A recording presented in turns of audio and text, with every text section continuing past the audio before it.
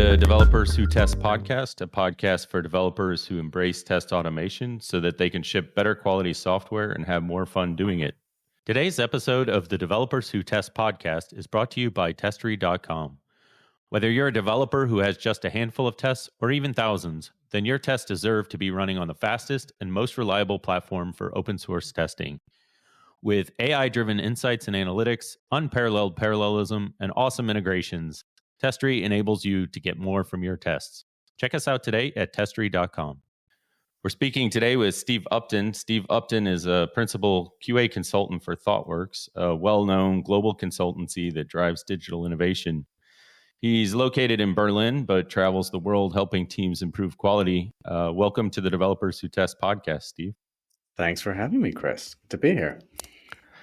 Cool. Yeah, thanks for being here. So I'd love to start with how you got started in software testing and how you became a QA consultant. Can you share a little bit of that journey? Sure. So I studied computer science at university. I didn't really have any particular plan for what to do after that. And my first job outside of university is I joined the IBM graduate scheme. And the way that works is once you sort of got accepted, they kind of put you in a random job in IBM, and I sort of assumed I'd end up in some sort of development job. But my first job was actually some sort of tester. I forget the exact job title, like a systems tester or integration tester or something. So the answer to the question, how did I get into testing, is entirely by accident.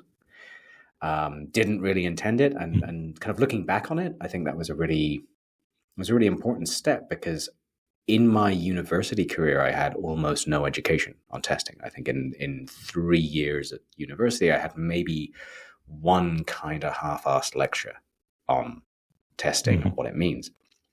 So I had kind of had to hit the ground running. I had some really good mentors along the way, and that was kind of how I started getting into that space, at least. Yeah, that's interesting. I ask that question all the time of how do people get into quality and testing? And so many of us come from, different parts of the software development lifecycle. And it's just like the need to do software testing comes up, and then they're looking around and saying, like, who's the best person to do it, or who do we have available? And so that's how a lot of us get started. But then once we get into it, we really learn the complexities of what testing really means and how interesting of a path it can really be. So it's interesting to hear that for you, it was totally a random decision that just fell into your lap, but then turned out to be such a wonderful opportunity for you.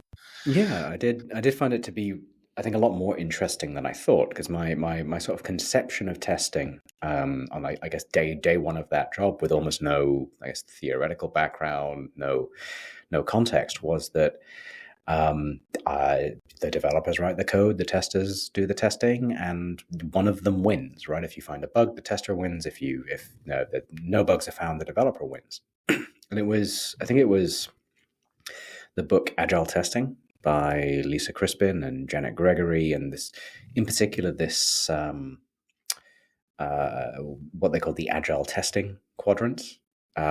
Where they kind of look at the roles of different types of tests, how different tests can be focused on a more technical level, some can be focused on more business requirements, some are about critiquing the product, and some are about supporting the team. And when you start to sort of understand that, you start to get kind of a window into that complexity and the depth of it. And it's not just tests are things we do at the end of the process to make sure things work.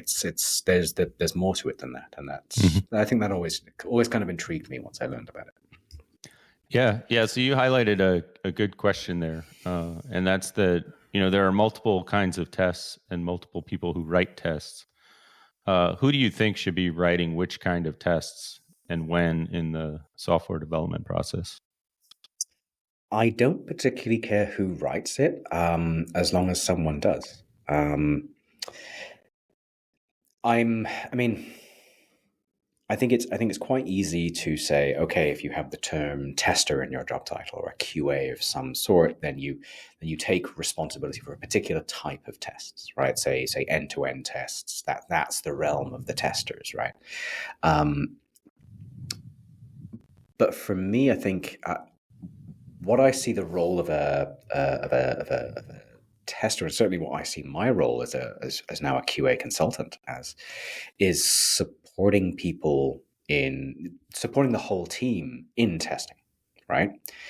My ideal team, all of the testing that needs to be done is easy, right? You've got the frameworks in place. You can get fast feedback. It's easy to write the test. It's easy. When tests fail, you get fast feedback that helps you figure out what went wrong and helps you debug it. Anyone should be able to write a test incredibly easily. And if that's not the case for whatever reason, whether it's lacking tooling, lacking frameworks, or lacking skills, that's where I would see the responsibility of a QA. I see the responsibility of a QA is to make that question that you just asked, who should write the tests, entirely meaningless, because everyone should write the tests now, or everyone with, let's say, some reasonable baseline of like technical skills. Yeah, I love that. What do you think are the biggest obstacles that prevent teams from being in that sweet spot where anyone can participate in testing? I mean, sometimes it is just skills and interest. There is a tradition, what I would call kind of a traditional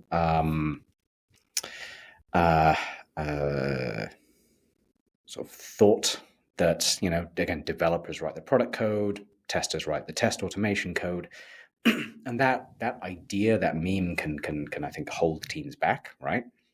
A developer looks at that has /test in it, so that's not my realm, right? That's owned by someone else. That's owned by the testers. It's a simple thing, but it's a mental block that does, I think, stand in the way sometimes. So just that mindset, and I think there's valid criticism saying like, mindset as an excuse is kind of a bad one, but there's also skills. Like there is a huge amount of expertise that you can apply in the testing space. How do you structure good testing suites? How do you write them so that you get good feedback, that you get fast feedback, that they're not flaky? All of these things are really important skills that you can spend an entire career developing, and not everyone has developed those skills. They focused in different areas, and that's where, again, I think that pairing between maybe someone who perhaps does bias towards development, or they have that sort of job title. I'm not really one for job titles and focusing too much on those, but that's where that pairing of different experts and different people with different backgrounds can be really helpful, help build those skills. Otherwise, another thing that can hold people back is just sometimes it is just like, hey, look, no one has set this framework up yet, right? No one has done the legwork. They put in the boilerplate. They've wired all these things together so that I can, every time I push a commit, I get useful feedback. If that really baseline stuff isn't there, then why would someone write tests? Yeah, I can't count the number of times that I've seen an organization just kind of haphazardly say, okay, we want developers to do testing now, but we want you to keep up on feature development and just have everything ready to go, right? And then there becomes this project of how do we get the testing frameworks in place? How do we set up CI/CD to do testing? And no one's given the time to actually get that in place. Do you see that same thing happen in the organizations you work with? Yeah, very much so. I think one of my big frustrations with the I think the industry, sort of software industry as a whole, is that we talk.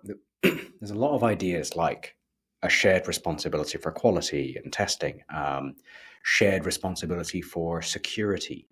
All of these things sound lovely, and I agree that you should do them. But then sometimes we just say, like organizations will hear that buzzword, hear that phrase in a conference, and they'll just say, well, okay, do that, without actually supporting people on that journey.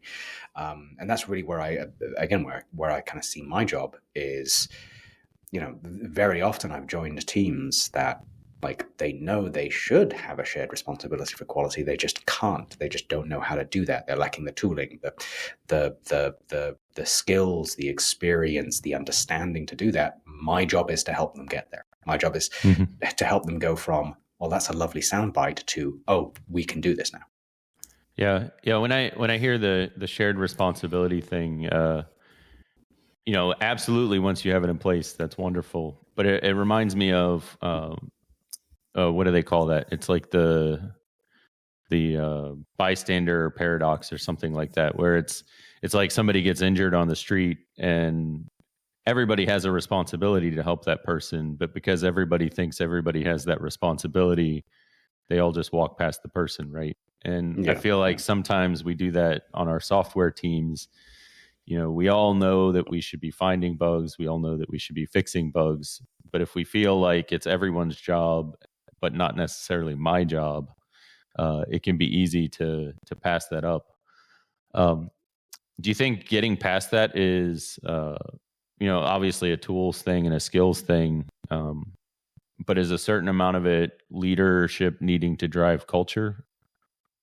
um, I'm skeptical of culture as a solution here, right? I think that we often kind of throw out oh, we see a problem, it's a culture thing, right? There isn't a culture of doing X, Y, Z, right? And it's very often, I think, a way of blaming people without saying you're blaming people, right? Because culture is the first derivative of people, right? The first or the second derivative of people and kind of what they're actually doing. So it's very often a roundabout way of blaming people, but it's also not particularly actionable, right? Like Hmm. if you're in a team that that does struggle to take responsibility for something, or they're experiencing this bystander effect, right? As you say, if it's everyone's responsibility, it's no one's responsibility. If you find yourself in that situation, saying culture, like have you considered making your culture better? Is well, that might sound lovely, but like, okay, practically speaking, what do I do? Hmm. And honestly, I think there's a lot of quite basic, project and team management tools that can help here. There's things like RACI matrices, right? Like these aren't Hmm. advanced techniques. These are tools and techniques that have existed for decades, decades and decades. Just saying Hmm. like, okay, look, we do have a shared responsibility for this. Anyone can write a test. We all should write tests, but hey, like this person here, or these, or this set of people, they are the points of contact. They are the Hmm. people who are responsible for this and making sure this gets done. Or saying that, just writing down your path to production, right? Saying like, hey, look, our ways of working mean that whenever you put a story into in progress, your responsibility is to write tests. That's not someone else's responsibility. Sometimes just, again, really basic project and team management stuff Hmm. like writing down responsibilities can go a long way. And I think it's much more useful than just saying culture. Yeah, yeah. So for our audience, anyone who's not familiar with the RACI matrix, that's the one where you go through and you talk about the roles, and then you say who is responsible, who's accountable. I think it's consulted and informed. I think so. Yeah, Yeah. So you're something like going that. through each role and each activity, and then you're kind of creating a matrix that says, here's the activities that are associated with the roles, and this is what kind of role each person has. Um, so so if we address the tools and we address the culture. Actually, yeah, I think that was something that was really interesting that came up there.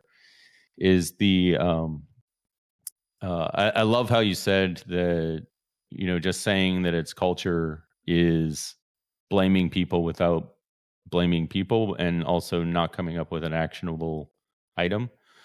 Root cause analyses are a big part of what we do. A production issue happens. Most teams do some kind of post-mortem or root cause analysis. Now they're doing blameless post-mortems where they intentionally try not to blame people while still blaming people.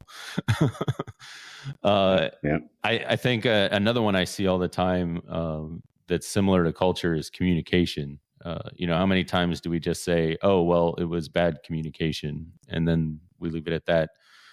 Um, how do you think we can come up with more actionable items if we're doing a root cause analysis after a production incident? So I I mentor a couple of engineers, people with various job titles. I'll just say engineers as a sort of catch-all term for people writing with people who write code or work nearby code. And I think particularly on the more junior end, I sometimes get this sense of frustration that they say, I see a problem here, right? I feel frustrated by this thing over there. And the way I always try and frame it to them is like, okay, finish that sentence, right? I am frustrated in this. Here is something we could try. And ideally, and particularly if I'm coaching someone on kind of career growth and like how they can progress in their career and skills, I'd say, and I'm going to take ownership of this. I'm going to drive this forward. I'm going to adapt when things don't turn out the way I expect, or do more of this if it does work. That's a really thing. So it's always finishing the sentence, and I think finishing that sentence to go from, okay, I'm frustrated by this thing, and now here's a thing we can do, that often comes from experience. That comes from like, oh, I've seen, like, I'm frustrated by this, and I was in a similar situation before, so here's what we did last time, so I'm going to try that again. Or ideally, I think the ideal, almost the perfect answer, the perfect like complete sentence there would be something like, I see this problem. I've seen this problem multiple times. Here's a set of things we could try, multiple experiments, multiple probes that we could run. I'm going to try several of these. I'm going to see which ones work. I'm going to adapt the plan based on the feedback we get. Like to give maybe an example here, right? You said about, okay, the problem is always communication, right? Of course it is. These people didn't know about a particular product update, a particular change to our tech stack, something that caused an issue, right? So we say, okay, I've seen this problem before. We're going to try an internal newsletter. We're also going to try notifying their team on Slack. We're also going to try going and talking to them and having a regular catch-up every Monday with them. We're also going to try maybe building something into their code base and their CI system so they get notified of certain changes. We're going to try multiple things. Some of them might work, some of them might not. And again, those like, here are the things that could work. You get those from experience, and there isn't really a shortcut for that. But I think main thing is, try multiple things, adapt your plan, and see what works. Yeah, I love that idea of not just seeing a problem and complaining about it, but encouraging people to also provide their own suggestions for how to fix it and take ownership of it. I think it's really easy, especially in software testing. We see things like elements don't have IDs, or we see the same kind of bugs over and over again. We have builds that produce test runs that have 20 or 30% failing tests, and we spend hours reviewing them. There are a lot of things that happen on teams where it's easy to just complain about them happening and assuming that they have to happen. And I found that, especially junior folks on teams, when they see a problem like that, they have a lot of really good ideas of things to try. And the people who get ahead in their careers are the ones who make the suggestions, but then also say, hey, I want to step up and I want to try setting up the CI/CD to do it this way or that way. I haven't done it before, but give me this chance to do it. And it's really hard for a manager to say no to that, right? You've got somebody on your team who says, I don't like the way things are going. There are a lot of things we can try. I want to try them. You don't sit there as a manager and say, okay, well, you came to me with all these suggestions of how to make everybody's life better. But we've got other things to work on. Yeah, exactly. It just taking that initiative, taking that ownership. That's very often something I'm looking for from, consultants in general when I'm interviewing consultants, or potential, consultants with ThoughtWorks, but also just people in the team. Like I always think about it this way, like who do you want in your team? Like, do you want teammates who are just constantly complaining about everything? Like, there's an amount of that that's good. Like, I want a degree of frustration. I don't want people just to be like smiling and happy when things are terrible. Like, a certain amount of frustration, even if things can't be fixed, is fine and good. But the people I really want in my team are the people who see the problems and they try and fix them. They try and make things better. And ideally, they work with other people. And again, this is where getting different perspectives, particularly someone who's less junior, who might have like, 5 ideas for how to fix the CI pipeline and why it's flaky. Maybe some of those are bad ideas. So I'd like them to talk with someone a little bit more senior and maybe say like, hey, okay, that I know that sounds like a good idea, but it actually would make things much worse. Like, thank you for suggesting it. Let me kind of help you grow. But these other 4 ideas you suggested, those could work. Let's go and make those real. So who do you want on your team? The people who just complain, or the people who complain and then try and do something about it? Yeah. So I think a lot of folks who are developers who test, they tend to work for a company that does software testing, where, let's face it, in a lot of companies, they view testing as, an expense, and they want to keep that expense low. What's the cheapest way I can ship software? But something I've noticed about doing consulting in the QA space is you get to work with a lot of different companies. And so now doing test automation is, a revenue generating activity for your company. And so your role within the company is a little more, I would say, respected and interesting. So I think there's an appeal for a lot of people in QA and testing to get involved in the consulting world. What advice would you have for, somebody with maybe 3 to 5 years of experience who's currently doing software testing for, a bigger company, and they don't feel like what they're doing is valued as much, and maybe they're looking to get into consulting? How would you recommend they get started? Being open to new ideas. This is a very generic thing to say, right? But trying new things. One of the things something that jumps out at me is perhaps not a red flag, but something that I would want to dig a little bit deeper into if I'm interviewing someone for a consulting or a QA consultant role, would be what's their breadth of experience? Because if someone has, as you say, 3 to 5 years of experience, but it's all in one company, do they really have the breadth of experience that they can join a different company and actually reasonably advise them? Or are they just going to go to that company and tell them to do things the way they did things in their old company? There's a difference between theory and practice, and you need both, right? Praxis is the word, right? You need, there's a quote I like, and I think this is from Dave Snowden. It's theory without practice is hollow, and practice without theory doesn't scale, right? You need both, right? So read the books, go and read continuous delivery, go and read the foundational, go read agile testing, the foundational, canon books of our industry, and then go and apply them in different contexts. Fail. I would like to see you, I would hope that an experienced consultant has failed sometimes, and they understand the limits of those rules, that they have a more intuitive understanding of it's not just follow these 5 steps, it's follow these 5 steps. And, there's a bunch of asterisks in there. I want them to have had the experiences and the failures that help them intuitively understand where those asterisks are. And that's also kind of completely useless advice, right? Because it's just like, have you considered having more experience, right? Like, how do I get better? It's like, have you considered decades of experience? Unfortunately, yeah, that is a key thing I'd look for.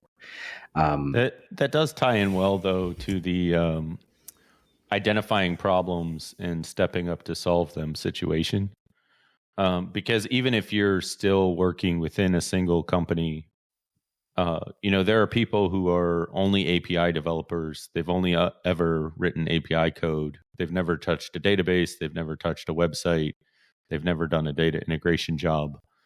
And I think when you have that mindset of what are the problems, what can I do to step up to do them, and can I ask for permission to go run off and try to solve these problems, that gives you at least an opportunity within that company to have a wider range of experience in different areas. But I absolutely do agree that also having experience across different companies is important. I think in the testing world, a perfect example of that is, we get these different approaches to testing, like A/B testing or blue-green deployments. We get these different ways of deploying software. Whether we're or branching strategies. Are we doing trunk-based development? Are we doing Git flow? And it's so easy to say, I worked at such and such company, and this is exactly how we had all these pieces set up. So at this new company, that's exactly how we have to do it. And that takes all the engineering out of the problem, right? Yeah. Yeah. So like with A/B testing, it requires that you have a lot of traffic where it's okay for some of your traffic to go down the wrong path and fail. That might not be appropriate if you're in a B2B SaaS environment where the CFO is running their annual report. And oh, by the way, the report broke 6 months ago, but no one's run it yet, right? Yeah. Yeah, exactly. There's a huge difference between something that is established and running at scale, and you being that first team to try something completely new. I've done A/B testing where we were the team that installed the library and the framework to manage it, and the client I'm working with currently has a bunch of ex Google SREs, and we're doing A/B testing at a scale that I have never seen before, and it's very different experiences. Let me tell you. Yeah, yeah. So it's important to match the approach to the company that you're working with. I think that's really the essence of engineering, though, isn't it? I mean, you have feature requests, but you also have constraints, and you're trying to identify a solution. Yeah, I think that's a good way of putting it. I often talk in terms of constraints, right? Is there is a goal that we want to get to, something we want to deliver, and it's not typically an exact thing. There's usually flexibility as to exactly what we're trying to it's not that the user wants a button that is blue and 12 pixels high and has exactly this font. They want some capability, or this capability might delight them and allow them to solve some problem. So there's this. I often kind of visualize this in my head, and I need to do some more kind of writing about this, but thinking about it as kind of a fitness landscape, something that we're exploring, right? There is a space over there where our users will be happy. And there are things in our way. There are constraints that can limit our ability to get there. Budget, technical history, skills and capabilities. There are constraints that limit what paths we can use to get there. Something that might work perfectly for Google probably doesn't work for your tiny startup. And that's what engineering is, right? Is understanding that context, understanding the landscape, and being able to kind of navigate your way in hopefully useful direction and kind of towards ideally happy users. Yeah. So how can we help our own organizations see that a bit more? I feel like, the best quality engineers are kind of the unsung heroes of the organization. They're incredibly smart people who are doing what is actually incredibly difficult work. But there's this, let's face it, in the industry, there's a perception that it's a bunch of button clickers, and, we'll just build the thing that needs to be built. The developers are the smart people, and then we'll have a bunch of button clickers go click a bunch of buttons. Which, I obviously don't think that. I think building the systems that test software is a harder engineering problem than putting forms on websites that write to databases. We've been doing that for decades. How can we help our organization see that delivering with quality is a really complex engineering problem that requires engineers with experience? I think there's two sides to that question, right? One is the engineering complexity of that. But I would agree that a good quality engineer or whatever that job title is requires a huge amount of technical depth and experience. But there's also the value provided by that. I could maybe speak a little bit more to that one, at least to start. I often use the 4 key metrics from Accelerate and the State of DevOps report. These are the DORA metrics? Yes, the DORA metrics. So lead time for changes. So how often or how long does it take to go from, laptop to production? There's change frequency. So how, or a deployment frequency, sorry. So how often do you update production? There is change failure rate. So how many of those changes fail, cause something that needs to be rolled back or intervened on, and mean time to recover. So how often or how long on average does it take to recover when something bad happens in production?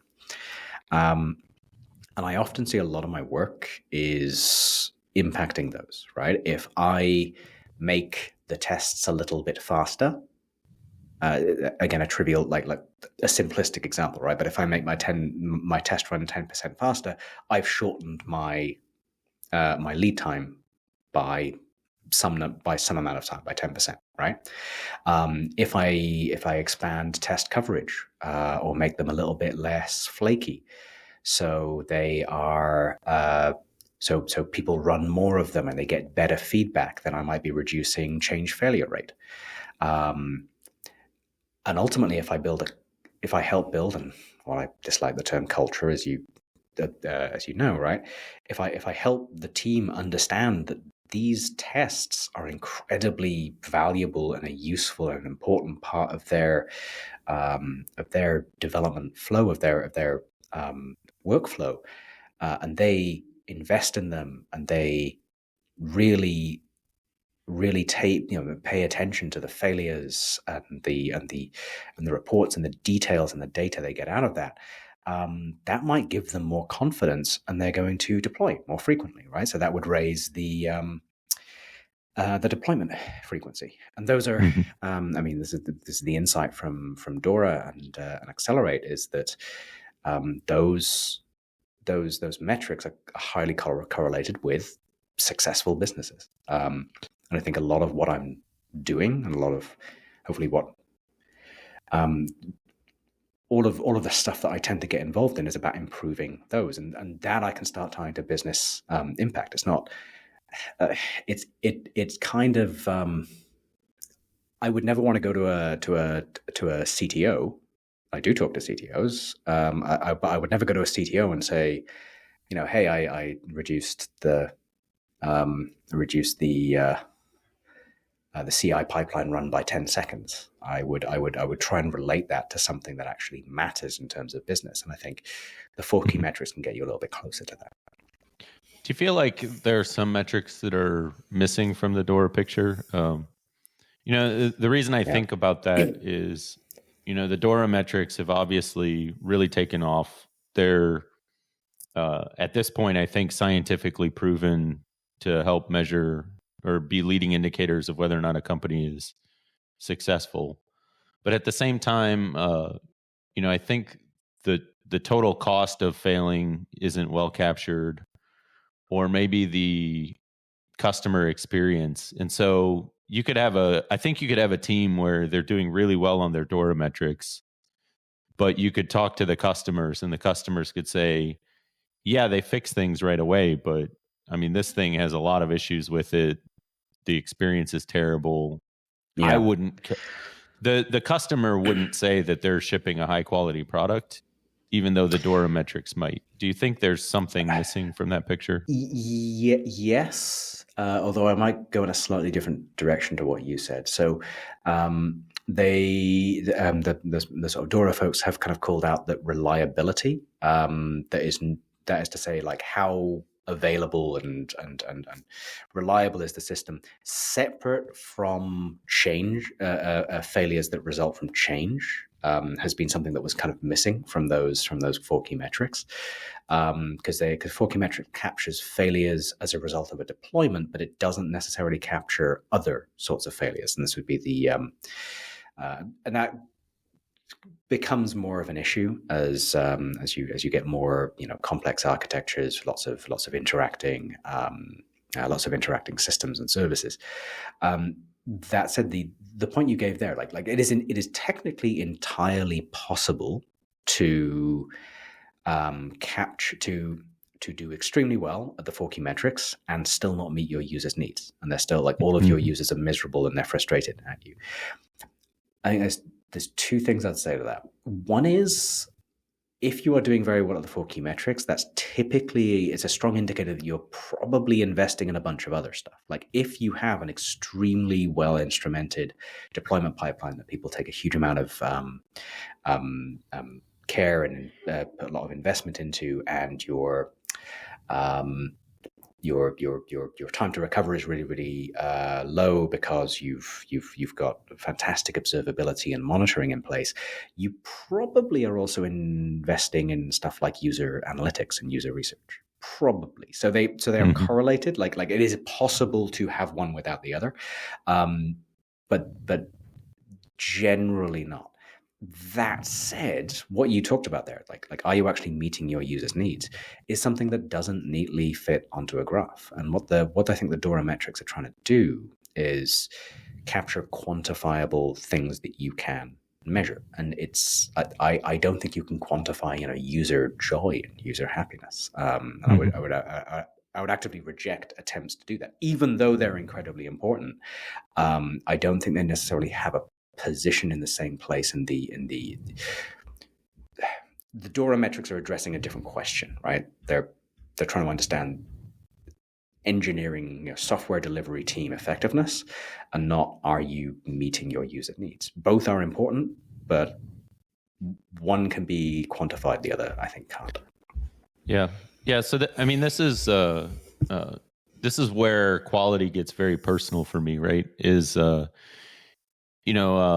I feel like I encounter so many more defects in my daily life today than I did 10 years ago, than I did 20 years ago. Now I don't feel like I can get through a day without having to restart my computer, my TV, my car stereo. Even sometimes my washing machine, I show up and it says, like, I tried to balance the load and I couldn't balance the load, so you need to start over.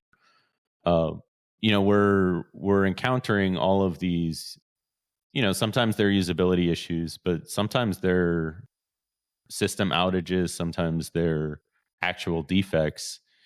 And I feel like so many of us in our daily lives encounter so many of these things. And so it has me questioning a little bit about, what have we done from a software delivery perspective, where the emphasis has been so much on shipping software fast, with less of an emphasis on shipping high quality software fast, to the point that, we might look good on our metrics or how often we do deployments, or maybe we're meeting our deadlines now, but we're delivering lower quality things more reliably. And so I don't have an answer. I don't have a solution, but I see it as like partially my job and job of people like us to kind of help close that gap, right? Because you're absolutely right. Yeah, it's entirely possible to deliver garbage fast, and well, you just have a lot of garbage now. Meeting your users' needs, whatever that looks like, understanding and meeting your users' needs, isn't something that can be neatly quantified into the fifth or the sixth key metric, but it is incredibly important. And reminding people of that and nudging people in that direction and supporting them in that, I think that's part of what I do. So cool. So we're about out of time here. So I think I want to leave it with one question. You've got a developer who doesn't know test automation, or you've got someone who knows test automation but hasn't really done the development side of things, like working with APIs or websites. What advice would you give that person? Should they specialize in what they're specializing in? Should they try to become the full stack developer? What do you think is the future for their career paths there? I don't think I have a good answer for that, right? Because you're going to get survivorship bias. I could tell you to do exactly what I did, but I mean, of course I survived, didn't I? I could also say do what you enjoy, which also has its benefits, has its limitations. Do what gets you experience and depth of experience. Even if you get really, really great at API design, and then you end up moving to a different job where you don't do any API design at all, that depth of experience, really just experience and context is going to help you. I think you're going to have more experiences to pull on. I would say do whatever you can to get more and broader experiences. Everything else can be learned, right? As a consultant, I get dropped into random technical projects all the time, and I have to learn new things, and that for me is fun. What I have backing me up is that breadth of experience. So build the breadth of experience. A specific thing, you can pick that up as you need it. All right, that's excellent advice. Hope everyone takes it to heart. So once again, this is Steve Upton we've been speaking with. He's Principal QA Consultant for ThoughtWorks. Thanks for coming on the show, Steve. Thanks for having me.